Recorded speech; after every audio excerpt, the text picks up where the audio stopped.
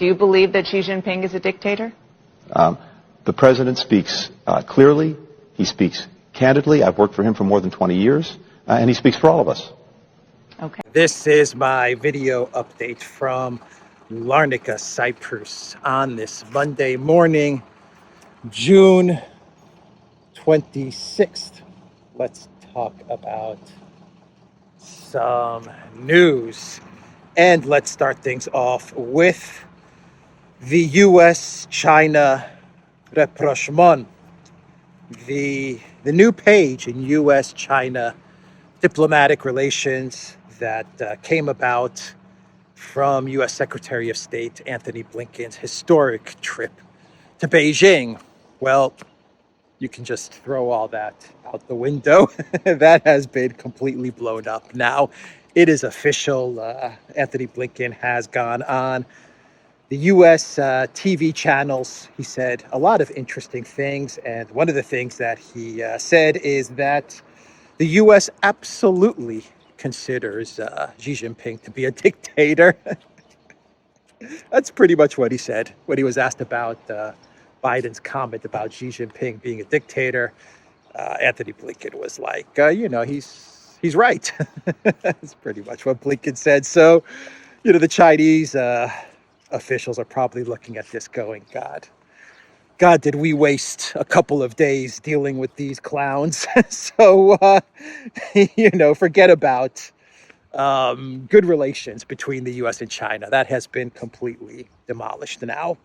It is U.S. policy to consider the leader of China as a dictator.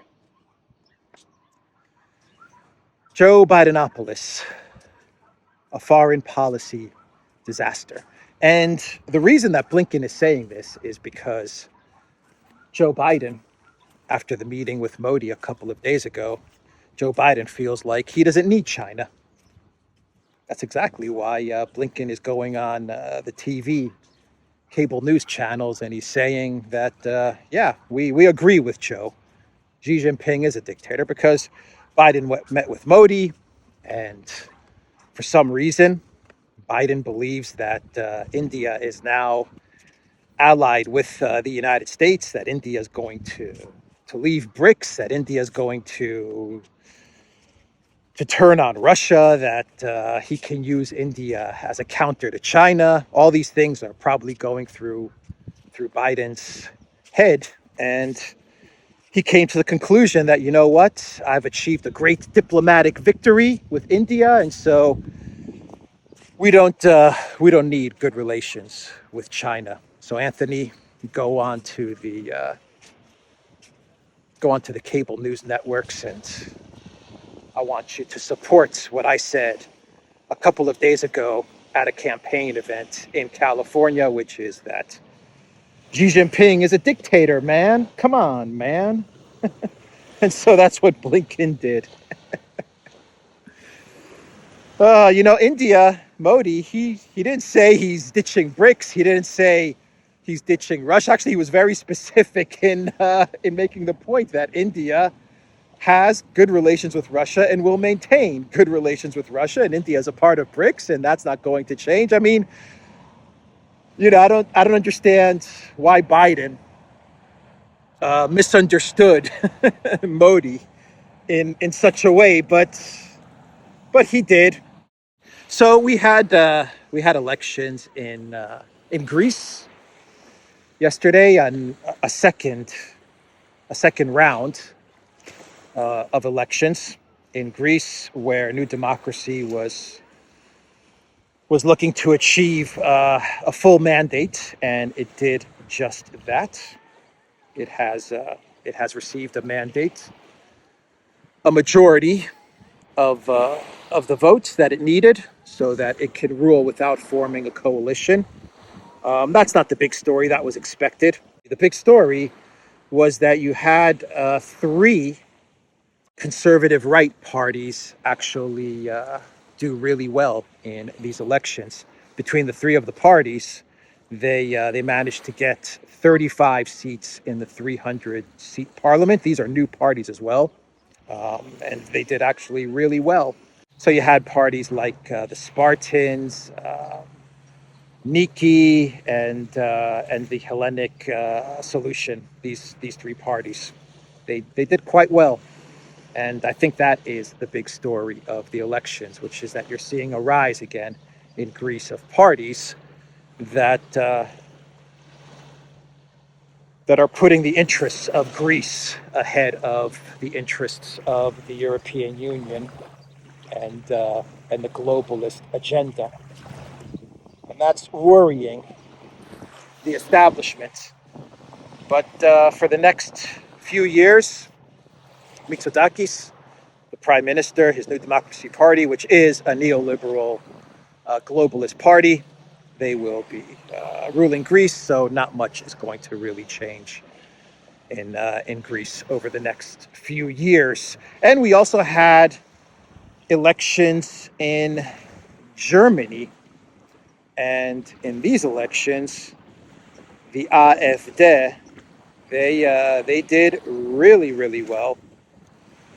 They won their first ever district election in Germany, and this is a very good showing for the AfD. I've done videos about the rise of the AfD and support for the AfD. Me and Alexander have done a bunch of videos on Duran talking about the AfD and how it is now polling at 20%. Some polls have it above 20%, and this is big news for Germany. Very big news, because the AfD is also a party which puts the interests of Germany above the interests of the European Union and the globalist agenda. So we had those results as well from yesterday, and I think we can now talk about Ukraine. And the Ukrainian Minister of Defense, he spoke to Fox News yesterday, and he told Fox News that the expectations of the counteroffensive were exaggerated. That is what he told Fox News. It's all been one exaggeration. The cutting off of the land bridge, the cutting off of supply lines, getting to the Sea of Azov in 3 to 5 days, it's all been one exaggeration. That is what Reznikov told Fox News. Now, that's just one part of the story. Reznikov, he also spoke with Lloyd Austin and the Pentagon, and they said together, that in their opinion, after the antics of Prigozhin, and I'm going to get to Prigozhin in a bit, after everything that happened with Prigozhin, they see Russia as being weak. That is what Austin and Reznikov, that's the conclusion that they came up with. Russia is weak. And let me read you some more of their statements. We talked about the latest events in Russia. We agree that the Russian government is weak, and that with the withdrawal of Russian troops from Ukraine is the best choice for the Kremlin. Russia would be better off solving its own problems. We also discussed the counteroffensive of the armed forces of Ukraine and further steps to strengthen our defense forces. Things are moving in the right direction. That is what Reznikov said as he was speaking with the Pentagon and with Lloyd Austin.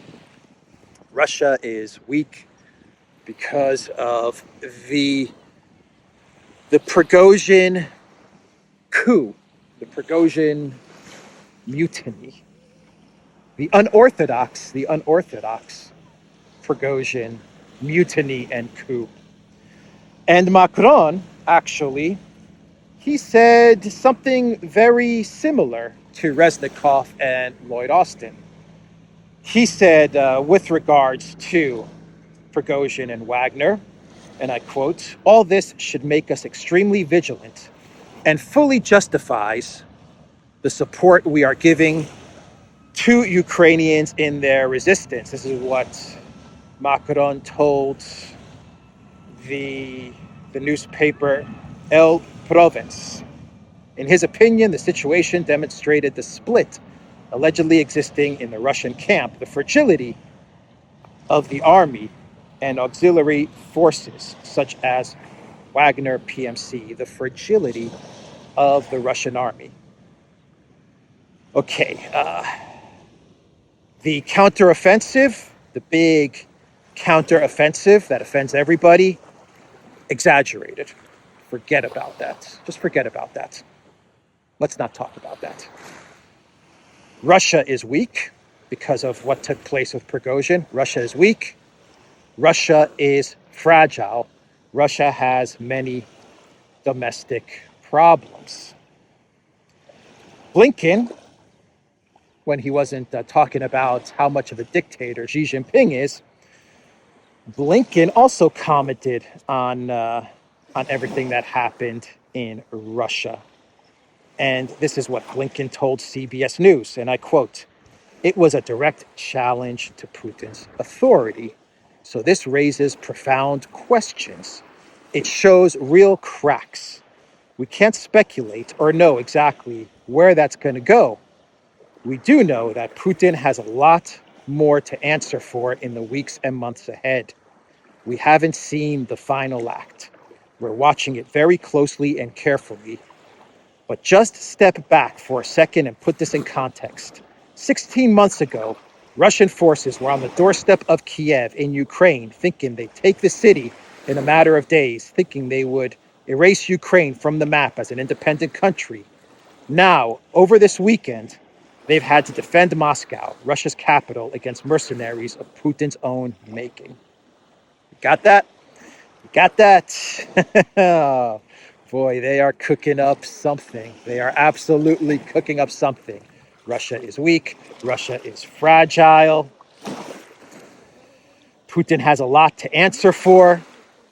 Putin's in trouble. The siege of Kiev didn't work out, right? The siege of Kiev didn't work out. And now look, 16 months later, look what's happening. Wagner is revolting against Putin. That is what Blinken told CBS News. And we have this story coming out of Ukraine. Let me find it here. There we go. The main directorate of intelligence for the Ukrainian military has announced that Russian forces have now completed their preparation for a false flag terrorist attack against the Zaporozhye nuclear power plant, with explosives claimed to have been set in the cooling facility alongside 4 out of the 6 power units of the plant. The intelligence chief Budanov has stated the situation has never been as serious as it is right now.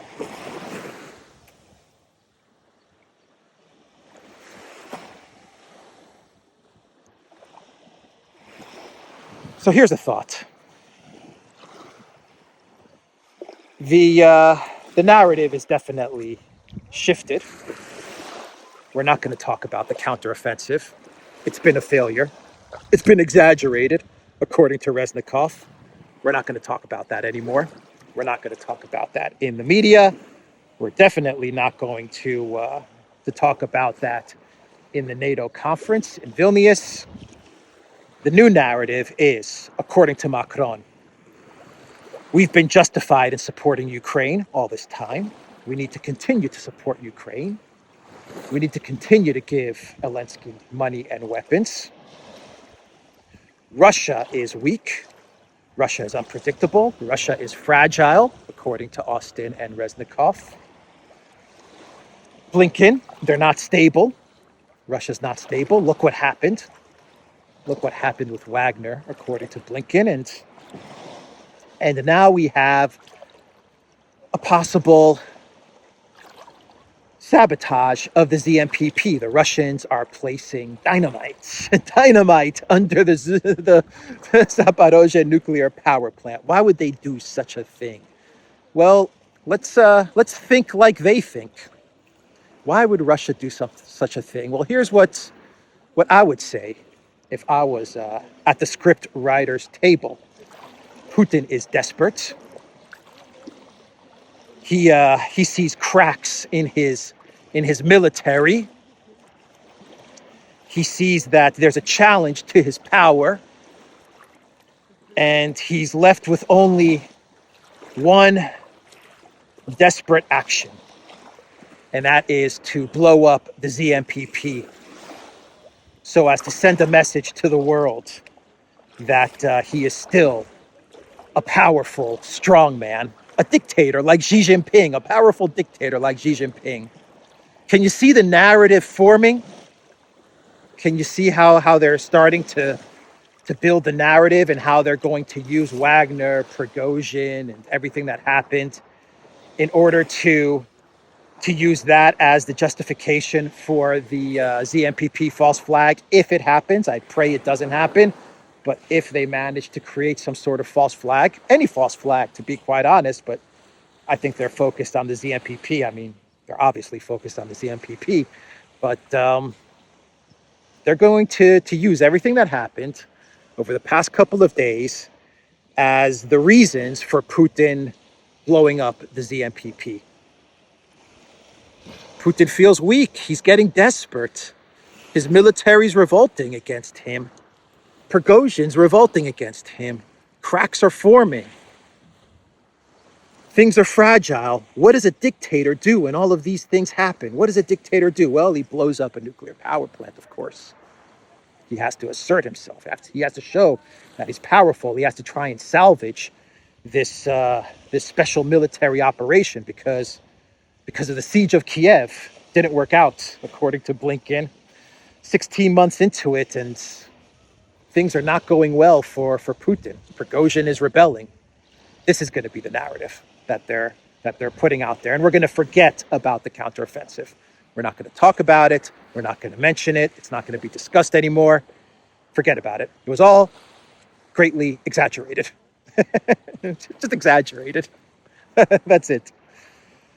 That's what I think is happening here. And so this is a good segue to Prigozhin and some more news, some more theories about what happened with Prigozhin and with Wagner. Now, Alexander put up a video yesterday on his channel. I think it was one of the best. I was about to say the best. One of the best videos that Alexander has recorded. And when I get Alexander's videos and I prepare them to upload, I get a first look at the videos. And when I listened to Alexander's video, as I was editing it, I was like, man, this is rendering it and editing it. I was like, man, Alexander, he hit this one out of the park. And I think he connects a lot of dots as to what happened with Prigozhin.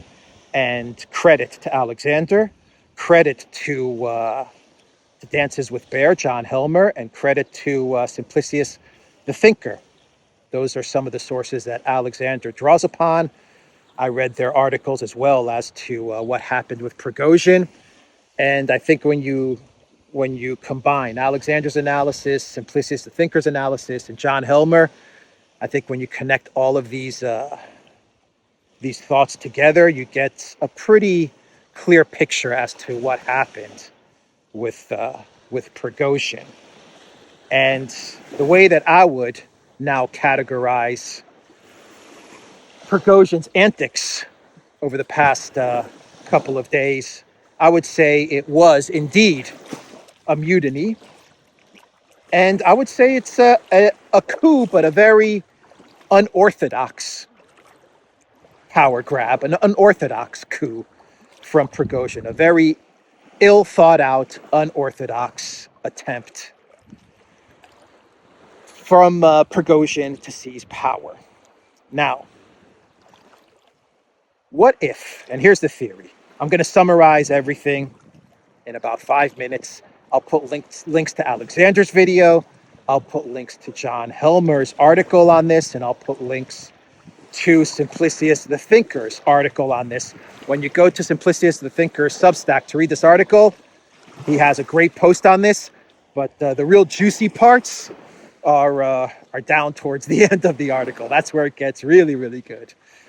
So the basic premise is this, in my mind, as I was processing all of this information.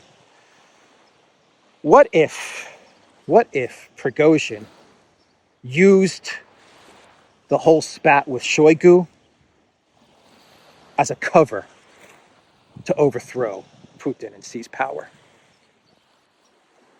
What if the whole drama around Shoigu that Prigozhin created was just a cover so that he can take power? It does explain a lot. It really does explain a lot, because the whole spat, the whole fight between Prigozhin, oh, I was about to sneeze, between Prigozhin and Shoigu really came out of nowhere. I mean, Shoigu never said anything about problems with Wagner or Prigozhin or anything. He's been quiet the whole time. It really came out of the blue. One day Wagner's fighting in Bakhmut and everything is kind of, it's war. Everything is just kind of moving along at the pace that we had all been used to. And then the next day, Prigozhin puts out a video of dead soldiers, and he's cursing Shoigu and Gerasimov, and really cursing them. And he's saying all kinds of crazy things. They're traitors, and they've betrayed their country, and look at what they've done. And things got worse over the next few months, the next few weeks. Things got worse and worse. The videos from Prigozhin got a whole lot more crazy. He was saying stuff like Ukraine didn't start the conflict in Donbass. He was saying stuff like that. He was hinting at stuff like that. This was started by Russian oligarchs, and Ukraine didn't do anything to Donbass. He was constantly going on and on about how Ukraine is winning the conflict. He was blaming Shoigu, Gerasimov for all of the missteps. His videos were really just nutty, but it all came out of the blue. And so it does explain this animosity with Shoigu, the fact that maybe Prigozhin was compromised, maybe someone got to him, maybe he cooked up a plan, and he said, if I if I want to get power, how will I do it? Well, maybe I'll start a row with Shoigu and use that as an excuse to make it seem like the war is not going well. So it discredits Shoigu, but it also kind of discredits Putin through Shoigu. I'll use that as an excuse to rally my loyal Wagner soldiers so that they can come with me as I overthrow Shoigu. But if you overthrow Shoigu, well, you're one step away from Putin as well, aren't you? And so it does provide a nice cover for Prigozhin to make a move. So let me read you a couple of paragraphs, let me find it here, from the Substack from Simplicius the Thinker, which I think does a good job in laying it all out. And here's another thought that Alexander put out in his video yesterday, which I want to share with everybody. When he was going on and on, Prigozhin, about ammo, I need more ammo, I need more ammo. What if, just a thought, what if Prigozhin really didn't need the ammo for the conflict in Bakhmut, but his real goal was to stockpile the ammo that the Russian Ministry of Defense was going to give him, the extra ammo that he was lobbying for? What if the real goal was to stockpile that ammo so that he can use it in his attempt to seize power. Just a thought. Just a thought. So the the Substack of Simplicius the Thinker. Thus, my other sinister theory is born. The entire production was in fact an oligarch-funded, perhaps Western-backed coup that was meant to topple Putin. Shoigu and Gerasimov were merely the cover to convince Wagner troops to march on the Kremlin. You see, Shoigu provides a brilliantly convenient target because troops are disgruntled with him. So all Priggy had to do was tell his troops we're going to take out Shoigu and hand over the reins to Putin, and it was easy convincing. However, this may have always been a performance. You see, once the troops were to have marched to the Kremlin with him, he could position a few thousand of them as a cordon around the Kremlin itself, then a much smaller vanguard of his absolute most trustworthy diehard and fanatical revolutionaries would have walked into the Kremlin with Prigozhin under the guise of going to arrest Shoigu. But the next time the outside Wagner troops would see Prigozhin emerge from the Kremlin, would be on the balcony hailing them with the crown on his head as the new ruler of Russia, because the idea all along was to use this facade to overthrow Putin and take control for himself. You know, Prigozhin, when his videos got really crazy, Prigozhin was actually calling for the end of the special military operation, saying that Russia is losing so bad that they should just focus on whatever territories they have gained, and they should completely pull out of the SMO and then try to mend relations with the West. These were some of the things that Prigozhin was floating out there. I mean, I'm paraphrasing this stuff, but this is the kind of stuff he was saying, and it leads me to believe that maybe an oligarch got to him. Maybe the West got to him. Maybe, just maybe. That's what happened. You know, here's another thought. Prigozhin, he gave a statement in February 2023 where he said that he not only was an investor of the internet, what was it, the Internet Research Agency, you know, the troll farm in St. Petersburg that was involved in Russia election meddling and the Trump-Russia collusion. Remember that?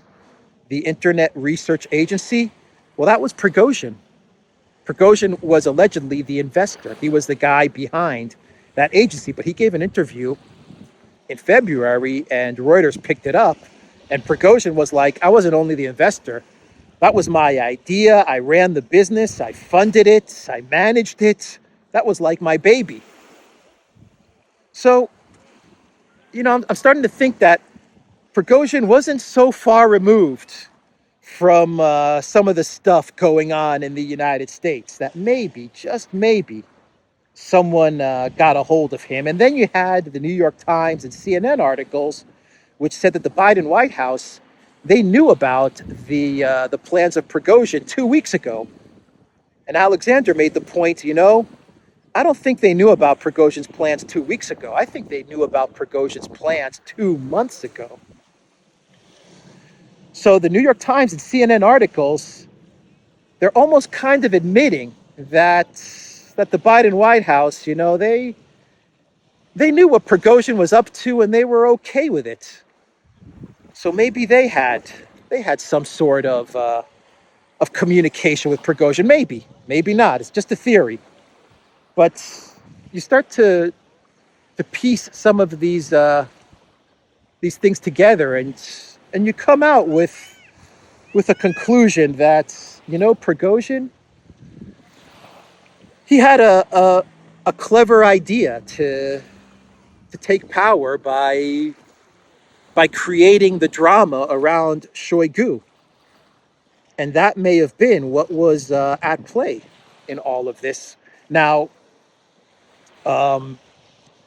Prigozhin was probably hoping that, given all of the the videos that he put out and all of the panic that he was putting out there, he was probably hoping that over the few months that there was going to be some Russian military officials and some Russian government officials that when Prigozhin announced his move, they would side with him. That didn't happen. He didn't have any support from anybody, not from the mayor level, not from the governor level, not from the police level, the military level. No one came out to support him. And perhaps Prigozhin's move in Rostov-on-Don to go after the headquarters, the military headquarters, Alexander, he brings up another good point. Perhaps his move in that direction was Prigozhin hoping that when he entered those headquarters, he would find someone like Gerasimov there. So that would be his first big prize. He would have Gerasimov, then he would make his way to Moscow, grab Shoigu, and then force Putin to abdicate. Going back to 1917 in a way. That's kind of like how he was probably imagining this whole thing to go down. But he didn't have support from anybody in the Russian bureaucracy. He didn't even get support from the officers of Wagner. I think one officer of Wagner supported him. All the other officers of Wagner did not support him. The reason they didn't support him was because the video that he used as an excuse to start all of this, which was an attack on a Wagner base, the Russian Ministry of Defense, they came out very quickly and they said, we didn't do that, that's bogus. And then you had all of the alternative media, like Rybar and all of these guys, they came out and they analyzed things and they said, this is a bogus video as well. So that video was completely debunked right away, very quickly. Man, all these people, they saved Russia in a way as well, you know, the alternative media space and all of these people that saw the video and they debunked it. They were like, you know, Slaviangrad and all of these channels. They're like, no, this video's fake, man. And so a lot of the Wagner officers, they're like, no, we're not going to go with you. And so Prigozhin only had the support of around, the numbers are anywhere between 4,000 to 8,000 Wagner soldiers out of, say, 25, 30,000 Wagner soldiers. So he didn't have much support. And finally, there are Russian officials like Russian governors, and Russian military officials who are on record saying that Prigozhin, he misled most of the forces. The only people that really knew what was going on were his very trusted inner circle of Wagner soldiers. The rest of the Wagner soldiers, the majority of Wagner soldiers, they were being led to believe that they were either marching towards Belgorod, or they were marching towards Moscow in order to remove Shoigu, but to remove Shoigu so that they can empower Putin, so that they can give Putin more power. And you have Russian military officials and the bureaucracy of Russia, governors and mayors, actually putting out statements along those lines, saying that a lot of Wagner, they were misled by Prigozhin as to what he was planning to do with his march to Moscow. Anyway, he started towards Moscow. He realized that he had no support. He realized that Kadyrov and the Chechens, they made their move into Rostov and they fully backed Putin. More Chechen troops than Wagner troops. They pretty much had Rostov surrounded. And he gave up. Long drive to Moscow, and Lukashenko came in and said, it's over, man. And so now the thinking is that Prigozhin's going to go to Belarus, and who knows what's going to happen to him from there. No doubt Lukashenko, if this theory is true, Lukashenko knows all about this, and he's not going to allow Prigozhin to get much power in Belarus. He's not going to let Prigozhin reconstitute some sort of Belarusian Wagner or anything like that. Lukashenko is going to probably keep Prigozhin on a very short leash. And there is some thinking that Belarus may not even be Prigozhin's final stop. It may just be a transit stop, and perhaps they're going to send Prigozhin as far away from Russia as possible. That's another thought. Anyway, this is a very interesting analysis from Alexander, Simplicius the Thinker, and John Helmer as well. All these analysts, they all contributed in different ways, and you end up with a pretty interesting story as to what might have happened over the past couple of days. Let me see if I have anything else to add, and we'll do a clown world to this. Let me see how I'm doing on time here. Oof, it's getting a little long. So I'll give one final thought and move on to my quick clown world. Perhaps, this is my final thought on this whole Prigozhin thing, and hopefully we'll not be speaking about Prigozhin for a while now, but perhaps Putin and the FSB, they understood what Prigozhin was doing, and they allowed him over the past couple of months to make these crazy statements and to make his moves. I imagine that when Prigozhin put out that video of the dead soldiers and started cursing Shoigu, I imagine that Putin and the FSB, they said, okay, something's at play here. Something's not right. Let's monitor this guy because he might not be acting alone, and we need to know who's acting with him. Are there oligarchs who are with him? Are there collective West agencies that are with him? And so maybe they were monitoring Prigozhin all this time so that they can find the mole. That's a thought as well. So yeah, that's an update on Prigozhin. A different way of viewing things, a different angle at this Prigozhin story. But I think it's a very, very plausible, if not the most plausible viewpoint. And you know how we'll know if this is correct? I'll tell you how we'll know if this analysis is correct. I'm doing this video very early in the morning here in Cyprus. People, the best time to go to the beach is early in the morning. The best time. The beach is like a swimming pool. But today, Putin is going to meet with Shoigu and Gerasimov, right? If Shoigu and Gerasimov resign, then most likely Prigozhin is still on good terms with Putin, right?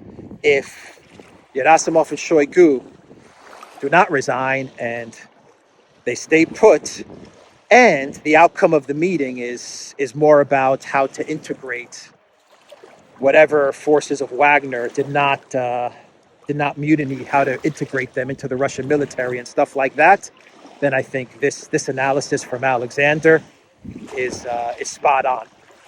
That is how we will know.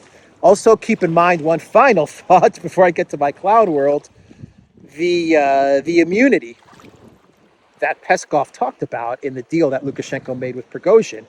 That immunity is for Wagner, for the Wagner soldiers. It doesn't cover Prigozhin. So Prigozhin, if he decides to break his deal, which is to go into exile in Belarus, Russia can arrest him.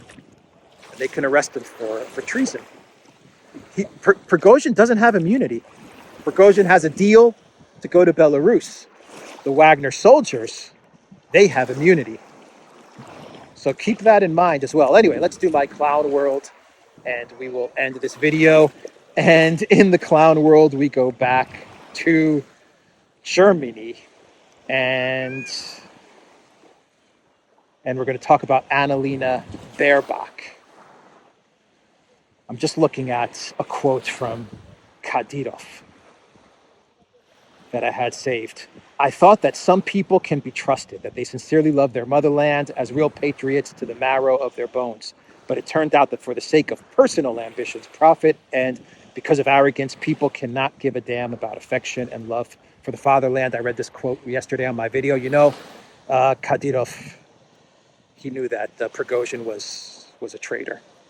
In this statement, Kadyrov knows that Prigozhin was looking for his own personal ambitions and profit. And I'm sure Kadyrov knows exactly what happened. That's why the Chechens came in, the military came in, and they surrounded Rostov. That was the checkmate move. Wagner wasn't going to go anywhere. Prigozhin wasn't going to go anywhere. He had no support from anybody. It was over. It was over very, very quickly. So the clown world, the clown world is from Annalena Baerbock. And I think this is true. I always have to leave like a 5%. Maybe this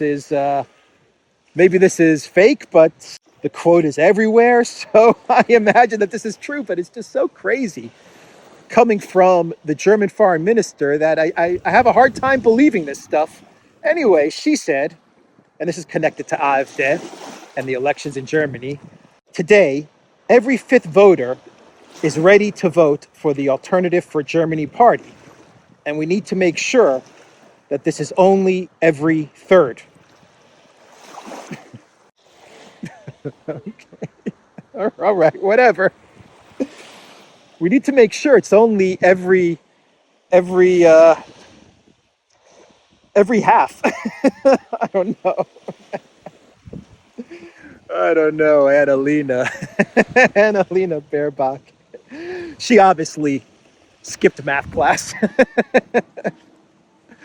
She obviously was not attending math classes in school. That's for sure. Annalena 360. Anyway, that's the video, everybody. The Duran.locals.com. We are on Rumble, ODYSEE, BitChute, Telegram, and Rockfin. And go to the Duran shop. 10% off. Use the code. Good day. Take care.